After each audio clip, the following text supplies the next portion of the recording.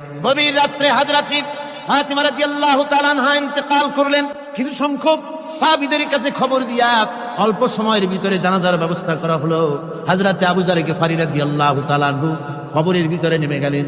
কবরের ভিতরে নেমে গিয়া হযরত আবু যর বলেন, রে কবর, তোর ভিতরে আজকে কাকে রাখবো, তুই কি তা জানিস নাকি? কোনো জবাব আসে না। হযরত আবু যর বলেন, কবর রে, তোর ভিতরে আজকে যাকে রাখবো তিনি হতেছে হযরত ইমাম হাসান হোসেনের মা। বেহেশতের সমস্ত জওয়ানদের সরদার হবেন যারা, সেই দুইজনের মা তোর ভিতরে রাখবো, খবরদার বেয়াদবি করবি না। কোনো জবাব না পেয়ে হযরত আবু যর বলেন, ওগো কবরের মাটি, তোর ভিতরে কাকে রাখবো কি জানিস? আসাদুল্লাহিল গালিব, দুনিয়ার সমস্ত কাফেরদের বিরুদ্ধে আল্লাহ রাব্বুল আলামিন যাকে বাঘ বানিয়ে পাঠালেন, সেই হযরতে আলী তার স্ত্রী রেখে যাব, খবরদার বেয়াদবি করবি না। কোনো জবাব আসে না।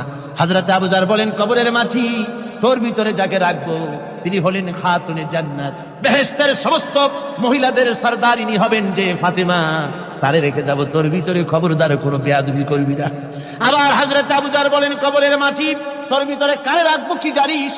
তোর ভিতরে আজকে যাকে রেখে যেতেছি তিনি হলেন আখেরি জামানার পয়গম্বর বিশ্বনবী জনাবে মুহাম্মদ রাসূলুল্লাহ সাল্লাল্লাহু আলাইহি ওয়াসাল্লামের কলিজার টুকরা মা ফাতেমাকে তোর ভিতরে রাখবো, খবরদার কবরের মাটি বেয়াদবি করবি না।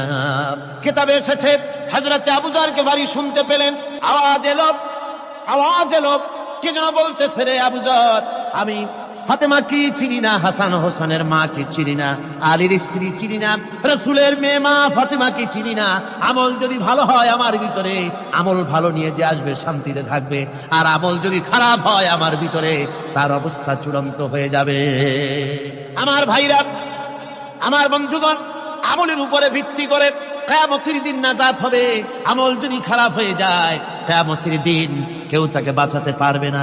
এই জন্য কিয়ামতের ময়দানে, হাসরের দিনে আল্লাহর হাবিব জনাবে মুহাম্মদ রাসূলুল্লাহ সাল্লাল্লাহু আলাইহি ওয়াসাল্লাম সিজদায় পড়ে কাঁদতে থাকবেন। আল্লাহ রাব্বুল আলামিন বলেন, হাবিব রে, আপনি কাঁদেন কেন?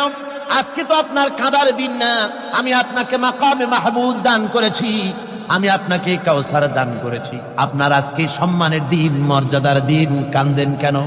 আল্লাহর হাবিব বলবেন, রব্বুল আলামিন, মাকামে মাহমুদ পেয়েছি, কাউসার পেয়েছি, কান্দি এই জন্য আমি দেখতে পাচ্ছি আবার সামনে দিয়া ফেরেশতারা আমার উম্মতগুলি জাহান্নামের দিকে নিয়ে যায়। আল্লাহ রাব্বুল আলামিন বলবেন, ওগো আমার হাবিব, আমি আপনাকে ক্ষমতা দিলাম, আপনার জান্নাতি উম্মতগুলি আপনি বেছে নেন। আল্লাহর হাবিব তার জান্নাতের উম্মতগুলি বাঁচতে থাকবেন। হযরত আয়েশা বলেন, ইয়া রাসূলুল্লাহ, কিয়ামতের ময়দানে লক্ষ কোটি কোটি মানুষের ভিতরে আপনার জান্নাতি উম্মত আপনি চিনবেন কি করে?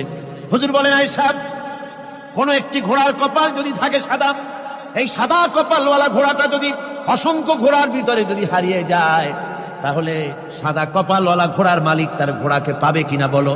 হযরত আয়েশা বলেন, হুজুর, অনায়াসে পাবে। আল্লাহ রাব্বুল আলামিনের হাবিব বলেন, আয়েশা রে, কিয়ামতের ময়দানে আমার যে উম্মতেরা নামাজি ছিল, দিনদার ছিল, পরেজগার ছিল, দুনিয়ার বুকে ঈমান নিয়ে যারা চলাফেরা করেছে, আমার দিন কায়েমের, আল্লাহর দ্বীনের জন্য যারা কাজ করেছে, ওদের চেহারা নূর চমকাতে থাকবে, ঈমানের নূর কিয়ামতের দিন চমকাতে থাকবে।